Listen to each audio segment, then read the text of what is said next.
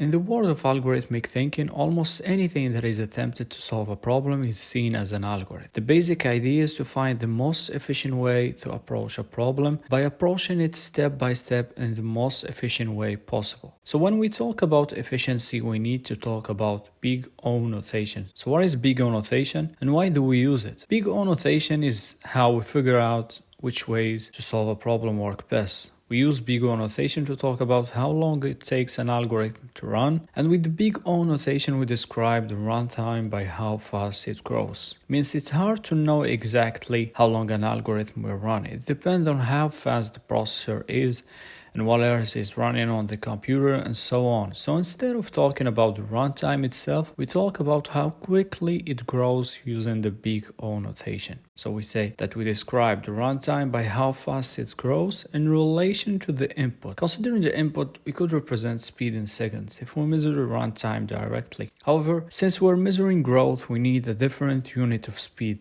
With the big O notation, we use n, which stand for the size of the input. So we can say that the runtime grows on the order of the size of the input, example O of n or O of n squared. And also with the big O notation, we describe the runtime by how fast it grows in relation to the input as the input gets randomly large. For the big O analysis or asymptotic analysis, we care most about the stuff that grows fastest as the input grows. In asymptotic analysis, we measure how well an algorithm works based on the size of the data it's received. We don't measure how long it actually takes to run. We figure out how the size of the input affects how much time or space an algorithm needs. There are mainly three asymptotic notation, the big O notation and the omega notation and theta notation. So let's look at some examples. The first example is going to be a function that takes a list of names as a parameter and we're going to print the first name. So this function runs in one time, which is also called constant time. It doesn't matter how many names are in the input list, this function only needs to take one step. So it's O of 1. The second example is going to be a function also that takes a list of names as a parameter and we're going to loop over the names and each time we're going to print the name and we're going to print each name inside the list of names. This function runs linearly in O of n time, where n is the number of entries in the list. We must print 10 names if the list has 10 names. If it has 1000 names, we must print 1000 names.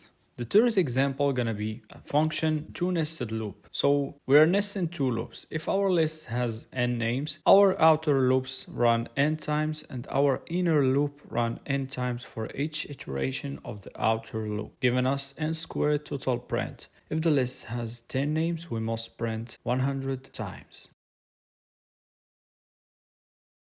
So n could be the value of the input or its size. Despite taking integers and lists, both of this function have O of n runtime. So sometimes n is a number that our function input and sometimes it's the number of items in a list. For this example, despite taking integers and lists, both of this function have O of n runtimes. So sometimes n is a number that our function inputs and sometimes it's the number of items in a list.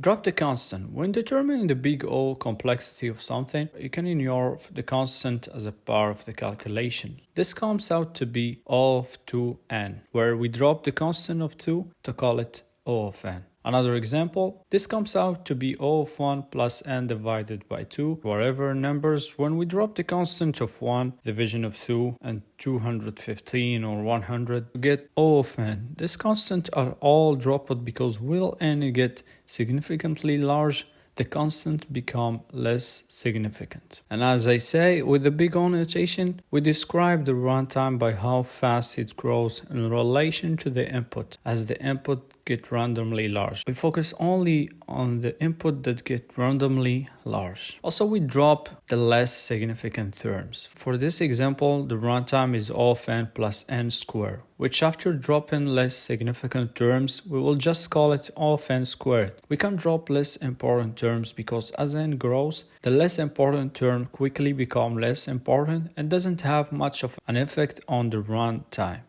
The worst case. The worst case scenario is already assumed. Sometimes the worst case runtime is significantly worse than the best case runtime. So we may have like a 1 million item and less. But what if the item is found at the first iteration of the loop? Okay, so we will say this has a runtime of n, and the worst case will be inferred. But to be more specific, we could say this is worst case of n and best case of 1 runtime, because we have found the item at the first iteration.